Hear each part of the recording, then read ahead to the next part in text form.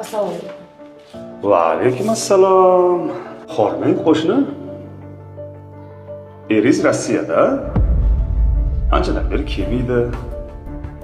Siz bo'lsa anaqa og'ir yuklarni ko'tarib yuribsiz. Hali yoshsiz. Chiroylisiz. Lekin bir erni yordami va himoyasiga muhtojsiz. Mabodo Haligi qizingiz Koreyada o'qirmidi? Janubiy Koreyada. U ham chiroyli, yosh va chet elda o'qiydi. Balki u ham otasini himoyasiga muhtojdir.